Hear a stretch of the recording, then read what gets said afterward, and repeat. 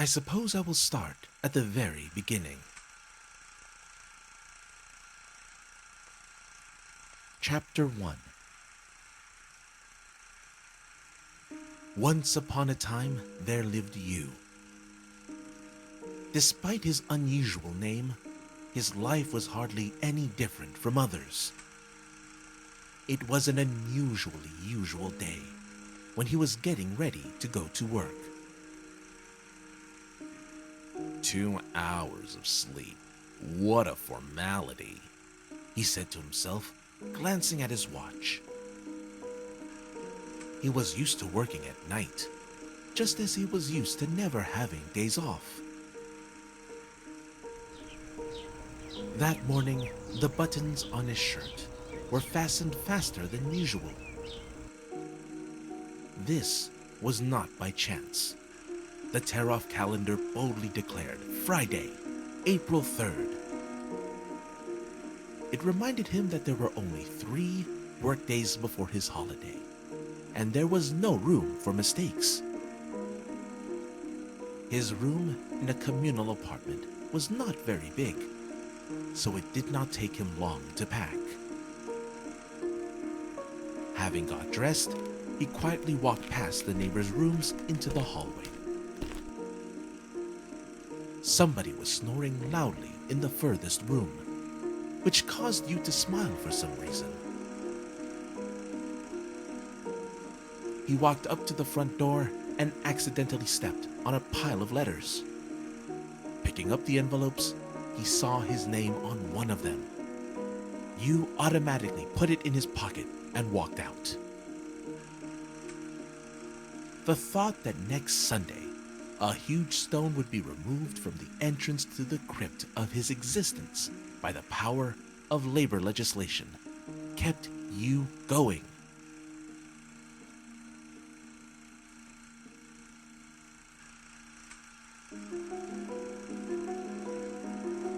Glancing at the address line, a chill went through Yu's body for a split second. From Darina. Yu was confused by the seal on the envelope, indicating the place of departure, no-leave grad. Is she really coming back to Cannot? Yu wondered. Dear Yu, my doctor's suspicions are confirmed. I have the same disease that struck you. I thought it over and decided that we need to break up. It may seem that things like that should bring people closer, but it would be unfair to myself. We can have our last date on the morning of April 3rd in the Seafront Cafe, and then I will leave Cannot and go abroad. He felt dizzy.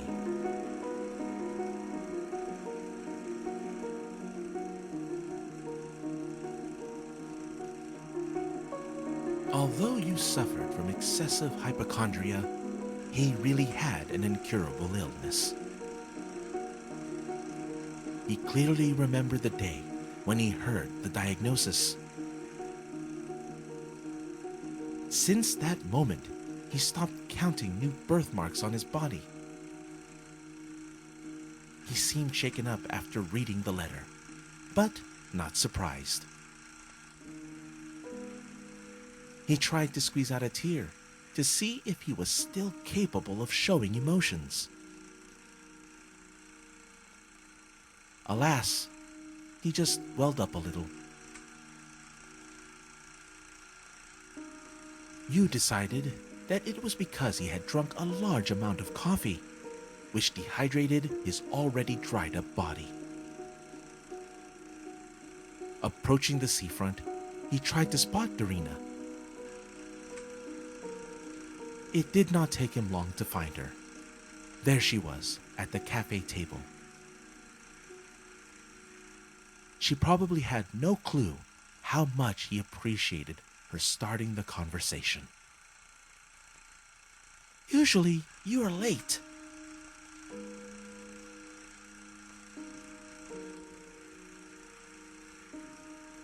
I am tired. I hope you understand me. But he did not. Having overcome his anxiety, he squeezed out a handful of words.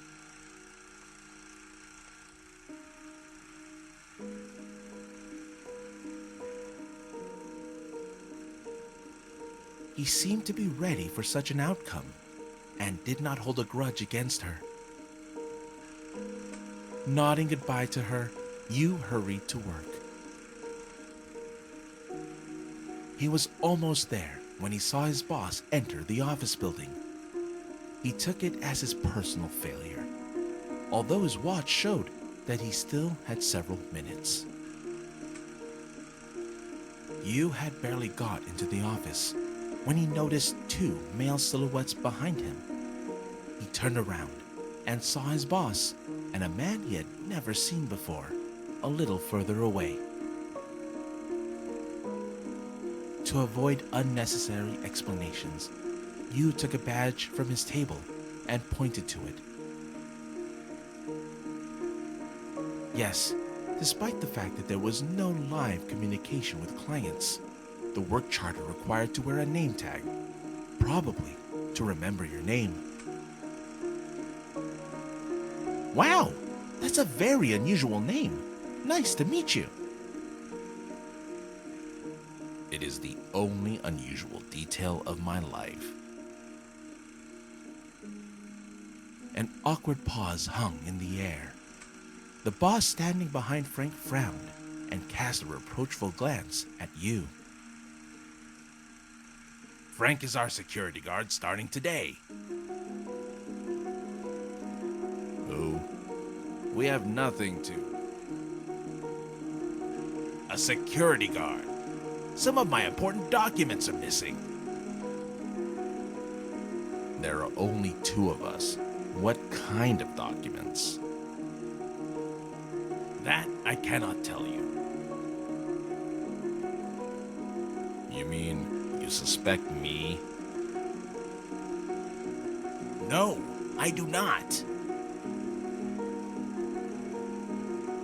Eliminating any opportunity to continue the conversation, the boss turned around and went into his office. The room plunged into silence. Yu got down to some clerical work. Yu was sitting at his sturdy desk, imagining again and again how the shelves, stocked with books on jurisprudence, would break loose due to their own weight from friable concrete and break his head. Allowing himself a little break, Yu took his diary from his table drawer and made a note. I never took a plate of soup at school lunches, even when I really wanted to. I was afraid to spill it in front of everyone, but I could put it on the table, which seemed... Feeling some satisfaction from writing that, he resumed work. There was a rustle of the janitor's broom and the trill of birds outside the window. More accurate than the clock, you thought. Chapter 2.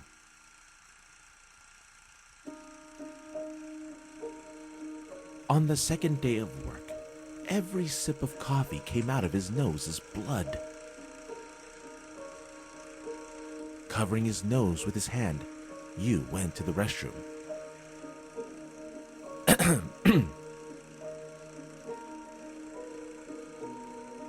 Excuse me, I wish I could narrate a little faster and keep you from getting bored, but it is difficult in my condition. Let's continue. Returning to his workplace, Yu saw Frank sitting at his table and leafing through his personal diary. Such violation of personal boundaries, it seemed, was about to put Yu out of temper.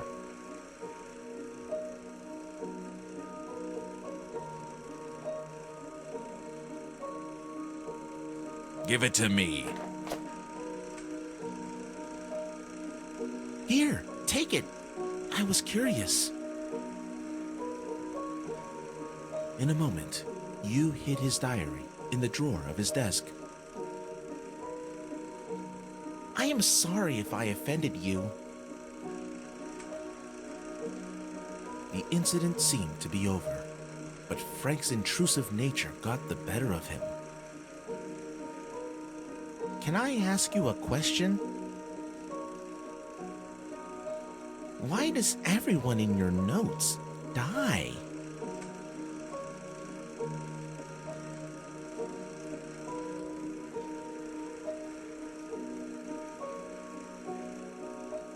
Perhaps the lack of communication affected you. Unexpectedly for himself, he answered the question directly. I'm not sure, but it seems to me that the desire to kill a self-protagonist in the text takes root in the desire to alienate the described situations from a real self. You said it as if he had prepared an answer to this question a long time ago, or at least he had thought about it before. Silence set in. Frank was embarrassed by his answer and tried to look understanding. Well, more likely that it is just easier to kill.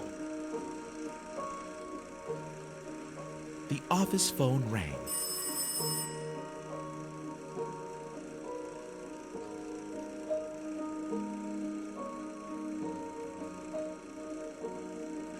As soon as you came up to the phone, the ringing stopped. He barely returned to his desk when the phone rang again.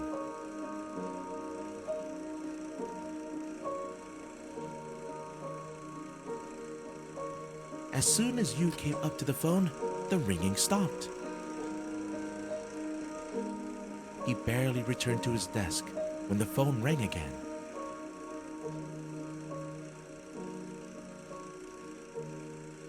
As soon as you came up to the phone, the ringing stopped. He barely returned to his desk when the phone rang again.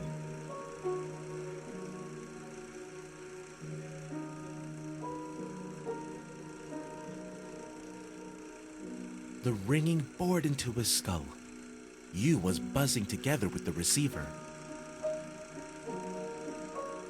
You involuntarily took off, but his head started spinning, and he was seeing dark spots. Holding onto the railing, you slid down the stairs and jumped out onto the street. He ran into his boss at the door, who stood there smoking. Go to bed now. You can give me the rest of the papers tomorrow. He did not have any strength left to work anyway. Although he left some things in the office, he was not in a hurry to go back. He sat down on the doorstep to rest. His vision was not particularly keen on the second day, so it took him a while to recognize a familiar face. You livened a little. A welcoming grin appeared on his face. Hi, Max. Why are you not at work? I dismissed my students a little early. How are you feeling? As usual, another night shift. If I was your father, I would have fired you long ago. What will be left for me then? Max answered with a question. Do you want me to take your shift?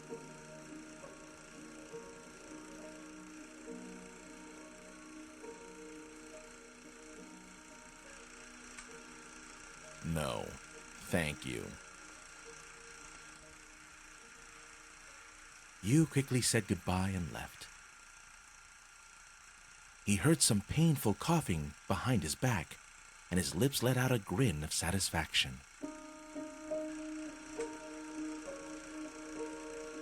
Coming home, you could barely stand on his feet. Notwithstanding his lack of sleep and fatigue, he could not fall asleep. The day flashed in his head on repeat. As for the breakup, he did not see himself as the victim. On the contrary, the entire time during his relationship with Darina, you wondered, why did she love him, drained of all strength and weak in spirit from birth? He did not anymore. Dizziness and pain subsided. At some point, he even thought about calling a doctor, just to make sure that he was still alive. But sleep took its toll. Chapter 3. The alarm went off. You faced a new day with weakness in his legs and a throbbing headache. All night long, he had been haunted by a painfully familiar nightmare. However, when he woke up, all tangible images dissolved, leaving only a nasty precipitate. His body led him to the kitchen in search of caffeine. Despite the early hours, he found his boss there. "How are you feeling?" You heard the question, but ignored it because of his sleepy state. "How difficult is it to answer?" You was pleased to hear the words of concern, even coming that way. "I'm sorry, Father." A cup in Yu's hand inevitably filled with bloody coffee. "You look like shit." "I feel like it." "I do not want to lose my last son, even someone like you." His father had his old wool suit on and was about to leave for work. "You do not have to go to the office today. Get some rest."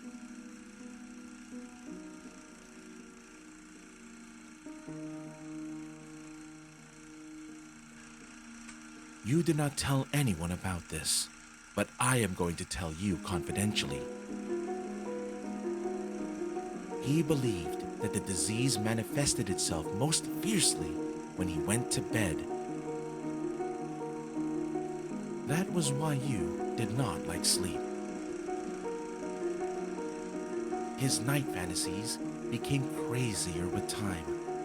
Every dream seemed to him a step closer to insanity. In order to control himself, he regularly looked at his hands and at the clock hands. He walked out of the door and noticed a stranger near the opposite house. That stranger was an identical copy of you, as if his long-lost twin. You froze and watched him. The door was half open, and he saw a pretty girl and a little boy, probably the same age as the kid, behind it. The newly appeared copy of you smiled, said goodbye to his family, and disappeared.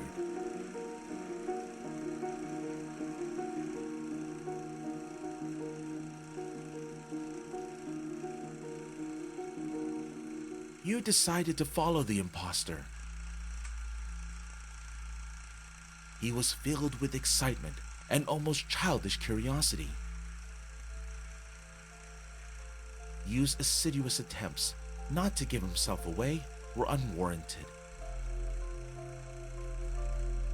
His double had no intention of turning around. The pavement, the slums, the sound of the heartbeat of a whale. A straight path led them to the railway station.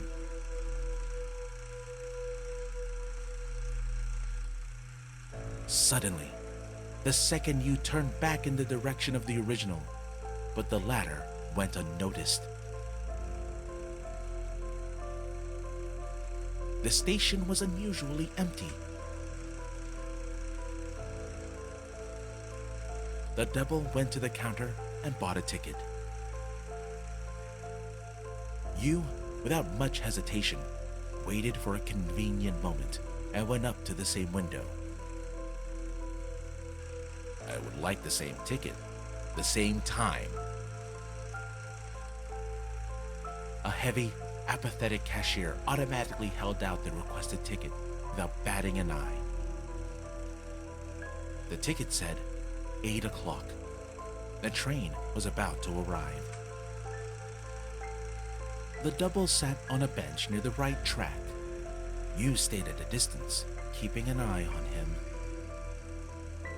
He was so excited that the illness fell into the background. The train rattled in the distance. The double got up and walked to the edge of the platform. You came close to him, forgetting about precautions. Yes, he had decided to start a conversation and was going to do it in the car so that the double could not escape.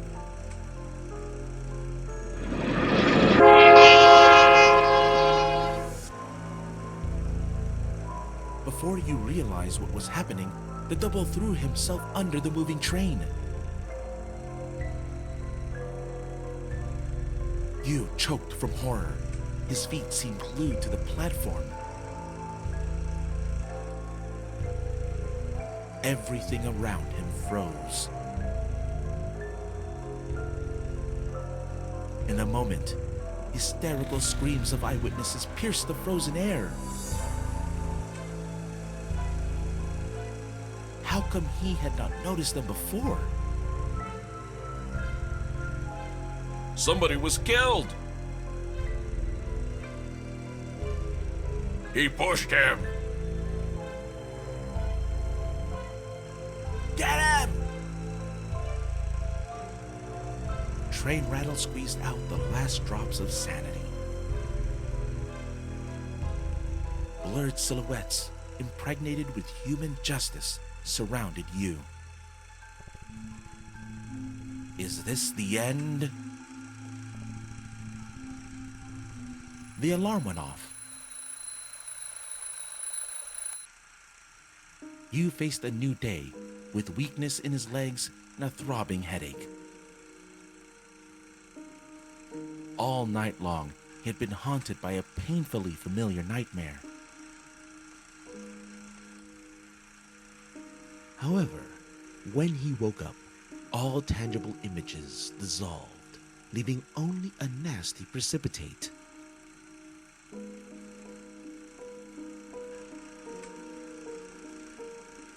His body led him to the kitchen in search of caffeine. Despite the early hours, he found his boss there. How are you feeling? You heard the question, but ignored it because of his sleepy state. How difficult is it to answer? You was pleased to hear the words of concern, even coming that way. I'm sorry, Father. A cup in Yu's hand inevitably filled with bloody coffee. You look like shit. I feel like it. I do not want to lose my last son, even someone like you. His father had his old wool suit on and was about to leave for work. You do not have to go to the office today. Get some rest.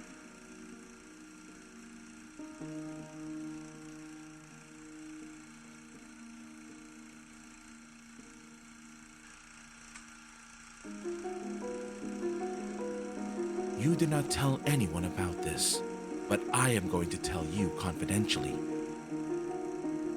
He believed that the disease manifested itself most fiercely when he went to bed. That was why you did not like sleep. His night fantasies became crazier with time. Every dream seemed to him a step closer to insanity. In order to control himself, he regularly looked at his hands and at the clock hands. You liked to alter his route to work every now and then. He would walk through the park, or that patio, or the arch by which he used to run so often. All that in order to somehow distinguish between days. Otherwise, everything merged into one endless stream. He remembered that it was the last working day before the holiday when he came up to the office door. Entering the office, you noticed that Frank was not there. He grinned at that maliciously for some reason. He found a new batch of documents on his table. Pinning his name tag on his jacket, you got to work. The work did not take as much time on the last working day. He easily sorted out insurance files and, like a clerical deity, decided the client's fate, deciding who was to receive payments and who had mutilated himself with the purpose of deception. Having gone through most of the papers, he came across an extremely familiar storyline. Insurance form, life insurance, Form 42, fractures, serious illness, and death. Insurance does not cover self-inflicted injuries, self-inflicted infection, or suicide. Date of insurance, March 29th. Date of death, April 5th. Insurance sum, 203,500 coins. Salary, 15,000 coins. The client was an insurance agent. He bought a train ticket, later to be found under its wheels. Witness testimonies varied. According to some testimonies, he was pushed down onto the track. According to the other, he stumbled. Since the gap between the date of insurance and the date of death was so small, there was a note in the file indicating a suspected suicide. All risks were borne by the office that makes the final decision.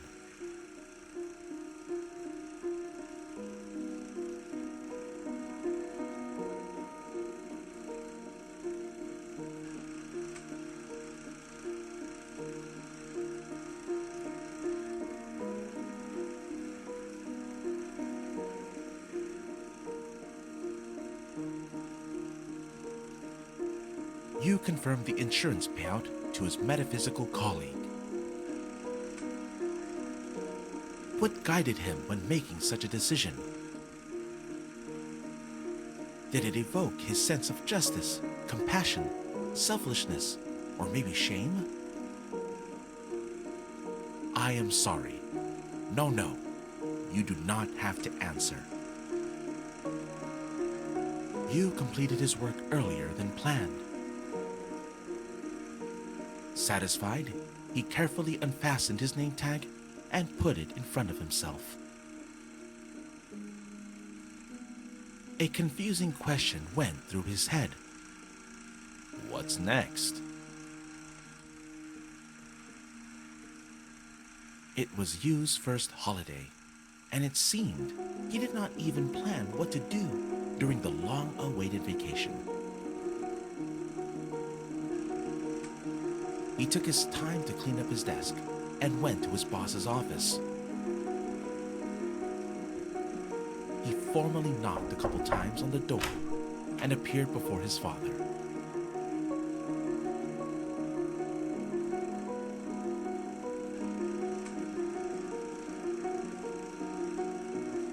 Is there anything else I can do? If you have processed the last papers, then you need to fill out the statements. I already have. Wait, has your holiday just started? Look at the time. It is the end of the workday. You can go. I dismiss you. I will work some more. As you wish. Take it easy on the coffee. Yu took a folder with the statements and turned to leave. Fearing he might appear too soft, the father added, I do not need a stroke here. A satisfied smile flashed through Yu's face.